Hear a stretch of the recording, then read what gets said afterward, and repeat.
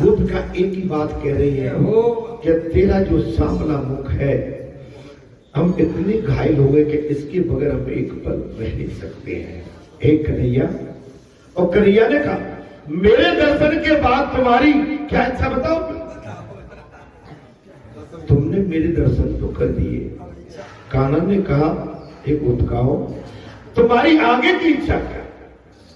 अंतरंग के संयोग और व्यंग के वियोग का यही बात है। जब श्री कृष्ण प्रत्यक्ष बातचीत कर रहे हैं ऐसा भास होता है, हमसे भगवान बतिया रहे हैं, हमसे भगवान बतिया रहे हैं। मैं एक चक्कर में 2-3 दिन पहले पड़ गया। जनरली मैं क्या, घर पे जब गाड़ी बाहर रखी रहती है, गाड़ी को अंदर किया, जो मेन गेट है उसको भी लॉक किया, नीचे का पोर्शन है, जनरल हम लोग ऊपर रहती है तो मैं बस है, अच्छा जनरल में लॉक करके जाता हूँ। क्या करके जाता हूँ? पूरा नीचे का पोर्शन का, अरे चैनल मेला रहते हैं और तरह कोई पहुंच जाता हूँ। अब मैं ऊपर पहुंच गया। जब मैं नेक्स्ट सवेरे उठा प्रातः, मैं क्या देखता हूँ कि ऊपर चैनल मेला को तो मैं अब नीचे आया तो नीचे का चैनल खुला पड़ा हुआ। अच्छा, मुझे इतना आभास मुझे नहीं था कि मैं वास्तव में लॉक कर गया हूं कि नहीं कर गया हूं, जबकि ऐसा नहीं होता। मैं 3 बार टटोलता हूं कि हाँ लॉक है। अच्छा, कोई चैनल किनार ऐसी भी चीज नहीं है कि कोई छोटा बिंदु है उसको पता नहीं पड़ेगा। तो ये आश्चर्य हो जाता है। भगवान आपके लिए गेट खोलने के लिए भी खड़े हुए हैं। अगर आप सच्चे अनुयायी भगवान के तो आपके गेट खोलने के लिए भगवान खड़े हो जाते हैं कि मैं तुझे परेशान नहीं होने दूंगा, तू तो वैसे ही सिंपल उतरता चला दे, गेट खोल के मैं डाल दिया। ईश्वर की जब दया बरसती है तो मैंने एक बार और बताया था, गाड़ी में मैंने बताया था, जाड़े में बाहर से नहीं, बाहर से तो जैसे ओस पड़ती है कोई भी लग जाएगा, जय श्री राम कुछ भी। अब मैं गाड़ी को लोग की गाड़ी पोर्च में रखी हुई है, और जब ऐसे जाड़े का टाइम मैं देखता हूं अंदर जय श्री राम लिखा था। अच्छा, मैंने फिर बाहर से, मैंने कहा शायद बाहर से होगा तो अंदर लिखा होगा। तो आपका अगर भगवान के प्रति बहुत बड़ा विश्वास है तो भगवान आपके अंग समझे, आपका कभी अनिष्ट नहीं हो सकता। मैं बड़ी आपको अपनी वचनबद्धता के साथ, मैं गारंटी शब्द नहीं कह रहा हूं, वचनबद्धता के साथ कह रहा हूं, आपका कभी अनिष्ट नहीं हो सकता। मानो भगवान के पास तो बहुत तेरे आते, बहुत तेरे आते हैं, लेकिन भगवान भी उनसे प्रेम करते हैं जो भगवान से वास्तव में मिलने आते हैं। मिलने आते, मिलने जो आता है भगवान से, भगवान उसको देखते भी है, परखते भी है और बुला के बात भी करते हैं।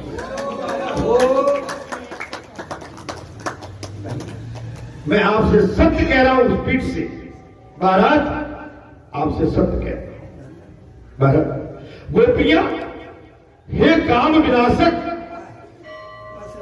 अपनी सभी कामनाएं, हमारी सारी सभी कामनाएं तू अब नष्ट कर दे। हमारी सारी संसार की कामनाएं नष्ट कर दे।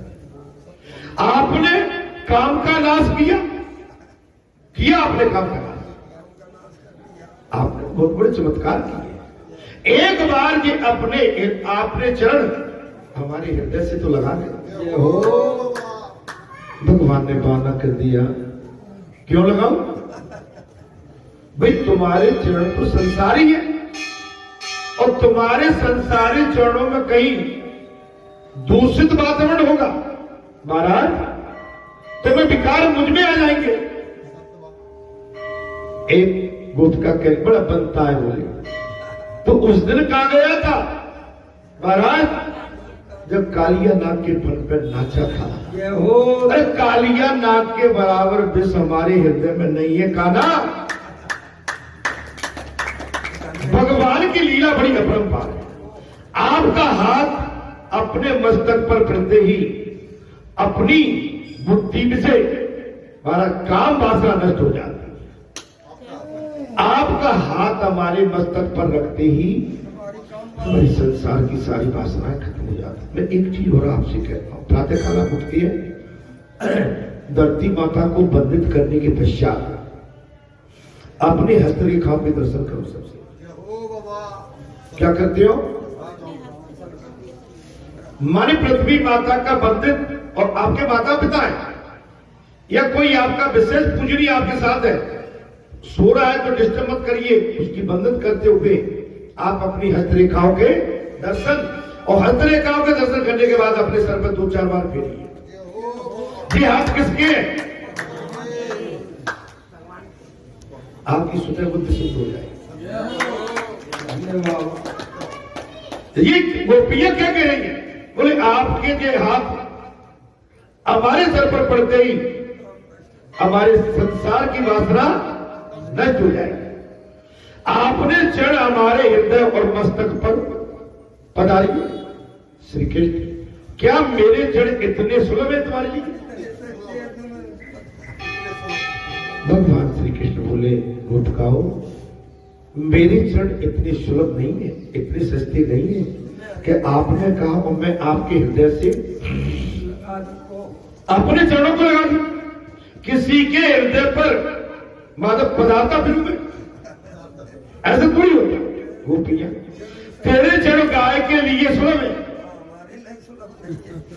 गौ चराने के लिए सुलभ है। कहा ना, तेरे चरण गाँव के पीछे पीछे फिरने के लिए सुलभ है, हमारे लिए नहीं।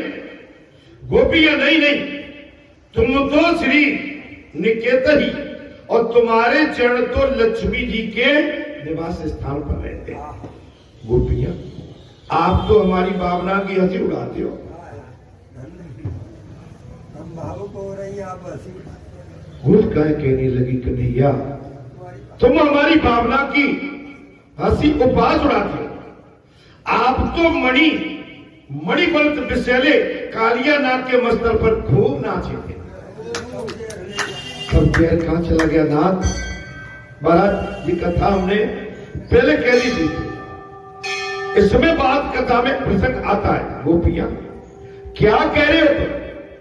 हमारे प्राण तो जा ही रहे हैं, कि तुम्हारे कथा महाराज कथा मृतपान के लोभ से अब तक रुके थे।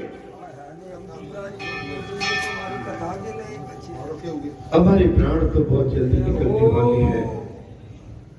एक कन्हैया, तुम्हारी कथा सुनने के लिए आज तक हमारे प्राण रुके होंगे। तुम्हारा कथामृत, नामृत इन्हें रोके होंगे। तुमने हमसे मिलने का वचन दिया।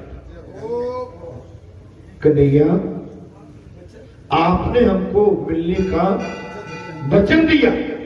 उस वचन के पूरे होने की आशा में हम जी रहे हैं।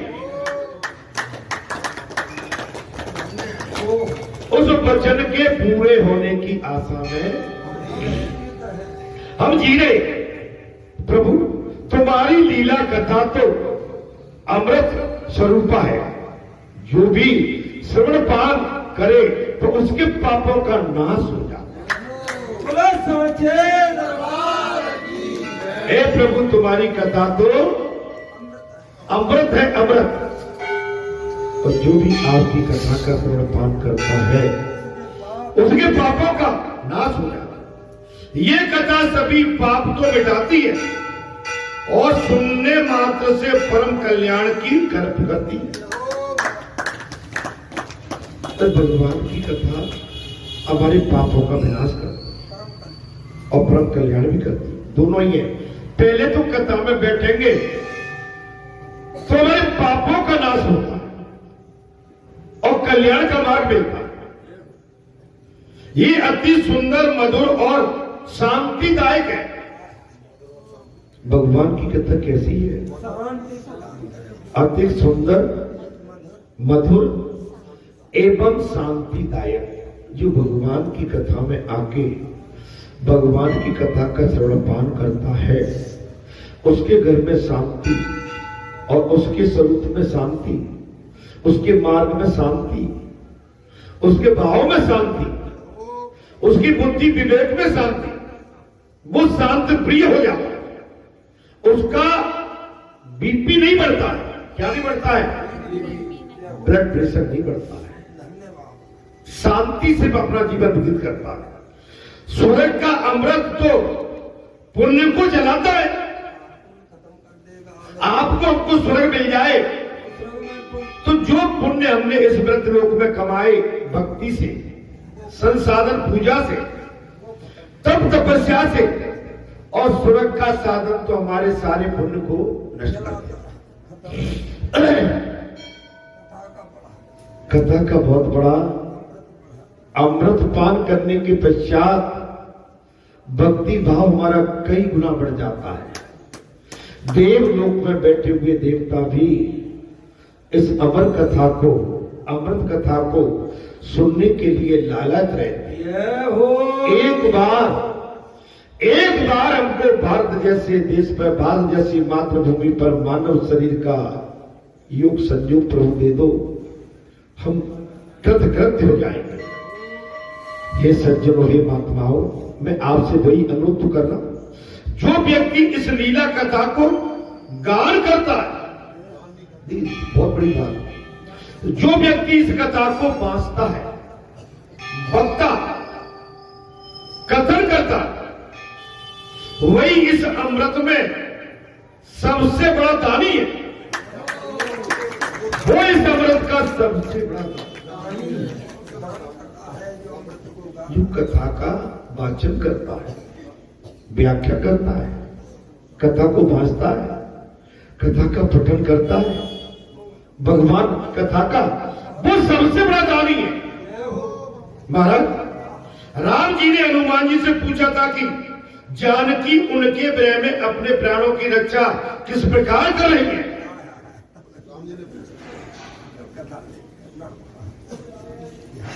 राम जी ने बाबा हनुमान से पूछा, और हे हनुमंत, मेरी जानकी मेरे विरह में अपने जीवन वहां पर कैसे अपने प्राणों की रक्षा कर रही है। तब हनुमान जी ने कहा, नाम पहाड़ू दिवस निश ध्यान तुम्हारा कपाट, नाम पहाड़ू दिवस निश ध्यान तुम्हार कपाट, लोचन निज पद जनित जाय पान की बात। हे नाथ, दिन रात मां भगवती सीता जी आपका चिंतन करते, आपको स्मरण करती रहती है, आपके नाम को भजती रहती है। उनके आंखों से सदैव आपकी महाराज वियोग में आंसू बहते रहते हैं। उनका एक भी पल, एक भी सांस बगैर आपके स्मरण के व्यतीत नहीं होती। आपका हमारा भी वही है। हम आप कहां हैं? हम भगवान से वियोग में बैठे, संयोग में नहीं है। हम भगवान से वियोग करके, ऐसे मान लो जैसे सीता जी का वियोग हुआ था, ध्रुव जी का वियोग हो गया, मीरा का वियोग हुआ। वियोग तो भगवान माता पिता से भी होता है। संसार में ऐसा मान लो कि आपके माता पिता से हमारा वियोग है, ठीक है। अब हम अपने माता पिता को याद करें मगर बिल्कुल नहीं रह सकते, ऐसा मान लीजिए। अब अपने को और अच्छी बात करनी है तो अब आप मान लीजिए कि परम पिता परमात्मा जो जगत पिता है, उन जगत पिता से हमारा वियोग है। उसके वियोग में हम एक पल अपना जीवन व्यतीत नहीं कर सकते। जब इस तरह की धारणा बन जाएगी तब बात बनेगी। मैं एक छोटा सा उदाहरण दे रहा हूं। मैं 5वीं कक्षा पास करके बैठ गांव से 1966 में, बहुत से बच्चों का जन्म नहीं होगा, 1966 की बात बता रहा हूं। हम ग्वालियर शहर में गए तो माता पिता से बहुत स्नेह था, गांव के आदमी थे हम। 5वीं की चीज तो पास की थी, कोई ज्यादा समझदारी भी नहीं थी। और शहर में जाना है, एक गांव का बच्चा शहर में जाए तो शहर की चकाचौंध, और शहर के वातावरण अलग, स्कूल व्यवस्था अलग। यहाँ के गांव में तो चलो नहाए तो नहाए, नहीं नहाए तो नहीं, कैसे पाए, चल के पाए। अब जो हमारे चाचा श्री हमारे साथ थे, वो जब तक वहां रहते थे तो तब तक तो हमें घर की याद नहीं आती थी। वो चले आते थे हमको छोड़ के कि मैं जा रहा हूं, मैं अपना खेत खलिहान देखूंगा गाँव में। हम रोते थे बैठे, इसको बोलते हैं ब्रह। माता पिता से ब्रह। माता पिता से ब्रह कैसा होता है? आप जब तक इस चीज को अपने अंदर नहीं लाओगे, आपको आपका भाव भगवान में आपको लगाना ही पड़ेगा।